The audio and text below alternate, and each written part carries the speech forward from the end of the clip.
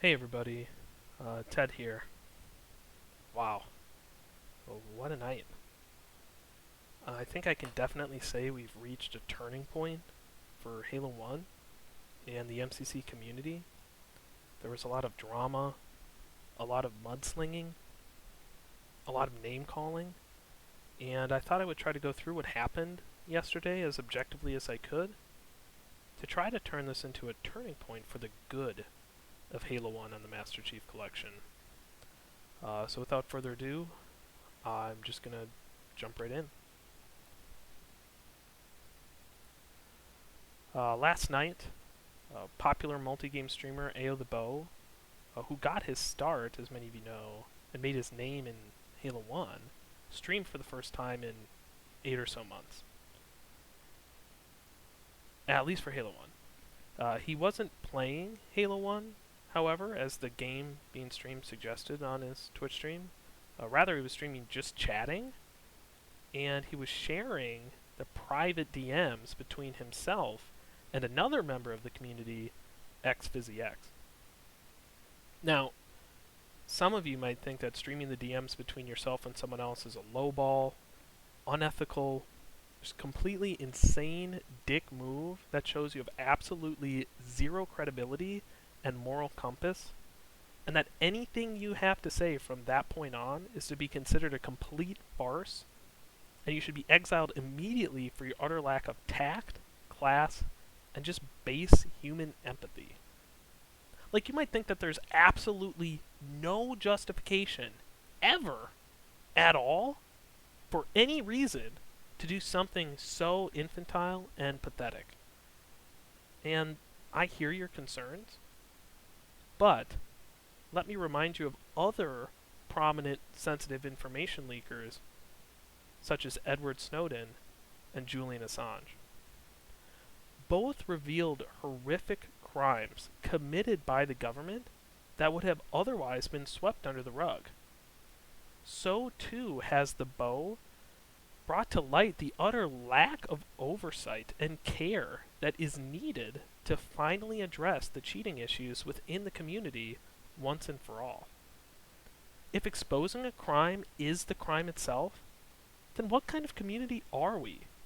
Besides some base, animalistic, authoritarian regime. The Bow has potentially ostracized himself to make us all aware, and I, for one, am thankful for his bravery. The Bow was supposed to be a captain in the upcoming 3v3 January Jumpstart tournament, and XFizzyX is the tournament organizer. Even though the Bow hasn't played or been involved in the community in any capacity for nearly a year, he apparently has kept his ear to the ground of the happenings and goings-on within the community, specifically around the more negative aspects that lots of gamers are experiencing when facing a select few who decide to cheat or use dubious methods to greatly improve their chances of winning. You know, these DMs that Bow was streaming on Twitch, the private DMs between himself and somebody else that he was streaming, was merely trying to help the community, which was in dire need of ridding the community of the cheaters and their obvious advantages to make a more even playing field for the very important tournament coming up where there are real American dollar money on the line. Now, the tournament has already been announced with the rules by XFizzyX, and in the DMs that Bow was streaming live on Twitch, it is clear that although Fizzy acknowledges the problem and would be willing to hear Bow out, ultimately he was too scared and chicken shit to actually commit to communicating with his betters, the captains, and didn't want to ruffle any feathers to try to stay in their good graces. You know, Fizzy's carved a nice little niche in the community for himself with these tourneys, as he is not a top player himself, like Ao the Bow, and so he has to ride in the backpacks and coattails of greater men to win any games. I understand why Fizzy made the choice that he did. Before I get too far into it. For those that don't know, the upcoming tournament, which is the backdrop for all of this, is the January Jumpstart held on January 21st. It's a 3v3 format where the remaining Halo 1 pros in the community will act as captains and will pick players from a draft pool in a snake-style draft. The tourney is going to feature both Slayer and Objective game types. As previously mentioned, Fizzy's the organizer, D. Lockhart is the tournament sponsor, and the Bow, again, was supposed to be a captain and is just generally, overall, a champion of light in the darkness that is the cheaters filling the top ranks of this community. I thought it would be helpful also, before I get too far into it, to give some quick player backgrounds. Ao the Bow, he's an OG. He's a former sponsored, salaried, professional esports Halo player back when it mattered. He was the 2006 Pepsi Max Canadian Player of the Year, and still to this day has a free lifetime supply of Pepsi Max from his Halo sponsorship. He's won over 50 local LAN tournaments. He was the second ever level 50 on MCC. Back when actual good players and former pros played, and it actually mattered. Currently, he's now a New World pro, having dedicated his time away from Halo successfully to this new game, where he boasts a full set of Voidbend armor and a super rare axe with an over $20,000 real-life American dollar value. The guy is just a stud. He's just a pillar of the community. Can't say anything really else besides he's just a living legend.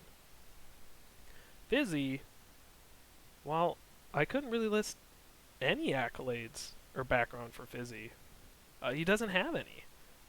I was just going to leave this blank, but I thought I'd point out that he's generally known as a schemer, a backstabber, and a gossiper. If there's drama within the Halo 1 community, you can bet your bottom dollar that he's involved.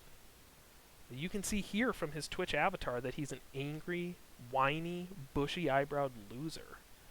He hasn't doxed his face because he's a wuss and a coward, as Bo rightfully showed us when he was sharing their DMs live on Twitch. Again, I'll point out that I'm just trying to go through this as objectively as I can. I won't be adding any color unless appropriate. And all I'll say at this point is if I had to pick a horse in this race, based on all the information that we've covered so far, I'd be siding with the Bow. Bow's main issues are the issues that we all suffer if we're not in the yellow or top of the green tier of Profleet's Halo ranking pyramid. And everybody knows what they are. VPNs, camo filtering, having multiple tabs or browsers open at the same time while playing, packet loss, zimming, soft mods, spawn files, and double body sniping. I don't really need to get into these specifically. Everyone's aware and acknowledges them.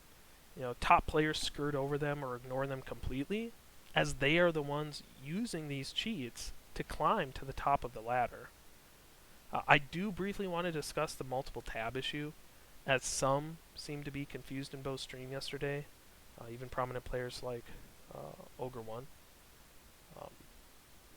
As Professor Bow explained in eloquent detail, having multiple tabs open takes more resources for your PC. These resources will actually travel through your Ethernet to your modem and impact your overall network performance. As we all know, and the Bow has 100% incontrovertible proof of, having worse network or connection actually improves your shot and bullet magnetism. So having multiple tabs open makes you harder to hit while making it easier to hit your opponents. This to me is one of the worst cheats imaginable, and any person caught doing this, I think, should be summarily banned from all future competitions. Okay, so we understand the problems and want them addressed, but how? Thankfully, the Bow has come up with a short list of very simple solutions that should lead to cleaner gameplay and improve overall community health. Firstly, forcing players to use a display capture in their streaming software will cut out the camo filters. Task Manager is really crucial and critical here because it can be used to detect all sorts of cheats from VPNs, browsers, tabs, GPU, CPU, STDs, hacking, software, lag, and computer performance degradation. Um, some are worried about having to have this display of their task manager overlaid over their game, over their timer or some other spot on the screen. But I'll point out that, cam streamers are doing this and don't seem to have a problem with it at all, like SDK Fitty. Going down the list, hand cam, pretty obvious, used to enforce no modded controllers or zimming. Modem cam to enforce no standby. You could have a another nefarious individual in your house or apartment with you during the tournament, pushing standby in your modem, causing your network to lag, improving your bullet mag, and that would be a form of cheating. And this is a great suggestion from Ogre One. It actually wasn't the Bow's suggestion, and I think it makes perfect sense. A monitor cam to enforce no updated visuals. So users with souped up monitors can't get away with their filters. You can do filtering on your monitor with a newer, better monitor, outside of the GeForce or whatever the cheaters are using to do their camo filtering. And this was another great suggestion by Ogre One. I'd like to point out that even though Ogre One didn't understand the multiple tab issue, and I think he has a degree, a recent degree in computer science or something IT related, but he did have other great points and suggestions for the topics at hand, and it's really heartwarming to see him so involved in the community still after so many years. To continue, a heart rate monitor. So this would be to catch performance-enhancing drug users, primarily ADDI users. As Bo mentioned on his stream, if you have a legitimate prescription for Adderall or some other health-related drug that could be considered a PED, as long as you submit a signed doctor's note to the captain's chat, a week prior to the tournament, then you should be able to use your prescribed medication at your normal dosage. But after the tourney's done, we can do a blood draw. Just think of it like MMA fights or boxing. It needs to be done to see if they took other types of performance-enhancing drugs that the heart monitor isn't going to catch. And so this can be a way to make sure that those things don't happen. And then finally, as Bo was sharing on his stream the other day, he has put together a formal contractual agreement with terms and services for competing in the January Jumpstart that would be enforceable under all applicable United States laws. And those caught cheating would be subject to legal action. And Twisted, H1 Twisted here, is the rules enforcer for the tournament. And so he would be the one making sure that these simple solutions are implemented. And, he shares the exact same sentiment with the Bow and agrees with the Bow on all accounts. So now that we've gone through what spawned all of this and what the issues are and what solutions can be implemented to remedy them, we haven't really covered the why. Why is Ao the Bow sticking his neck out for the community like this? What is his end game? What are his motivations? Well, on his stream yesterday, where he was bravely sharing the private messages between him and someone else, he mentioned that implementing these fixes would bring back OGs to the community. Ogre One pressed him for specific names, but Bo wasn't going to play that game. and he kept his cards, close to his chest. But from what Bo is saying, there are thousands of OGs and former pros who would come back immediately and play and promote Halo 1 at a high level if these changes are considered. I've independently confirmed a few big names that I've listed here, such as Ogre 2, Walshy, Snipedown, and Summit 1G.